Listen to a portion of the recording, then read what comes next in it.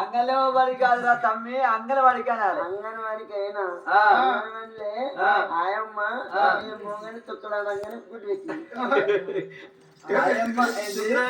గుడి పెట్టినారు, ఆయమ్మ గుడి పెడతాదిరా. గుడి పెట్టింది, తలుపుని పెట్టింది.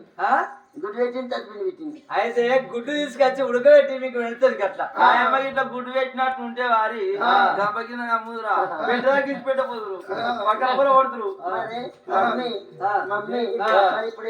ఇప్పుడు నువ్వు పెరిగి పెద్దగా ఎత్తున్నావు కాబట్టి అంగన్వాడి పని చేయాలి, పెద్ద స్కూల్ పోవాలి, ప్రైమరీ స్కూల్ పోవాలి. నేను బద్ద పెరిగినా పెరుగుతున్నావు.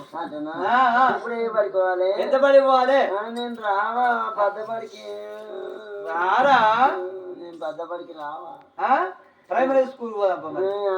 నేను ఇక ఆడ ఆయమ్మ ఉంటుందా, అది ఆయమ్మ ఉండదు, అటెండర్ ఉంటాడు. అటెండర్ ఉంటుందా? మరి మేడాలు ఉంటారు ఉంటారు. నీకు ఏమైనా తమ్మి పోదా? ఇప్పుడు గాడి పెద్ద బద్దపడికి పోతే కొడతారు. నేను చెప్తుంది తమ్మి, కొట్టనియరు, నేను కొట్టనియరు. నీకేం బాధ?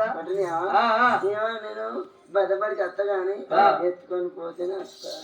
తమ్మి నిన్ను ఎత్తుకుంటే రేపు నన్ను నలుగురు ఎత్తుకోవాలి. నలుగురు అయితేనే తమ్ముడా భద్ర నడుచుకుంటూ పోదాం. ఎత్తుకొని పోతే వస్తా, లేకపోతే రా. ఆయన పరిచయం ఎత్తుకుంటాడు.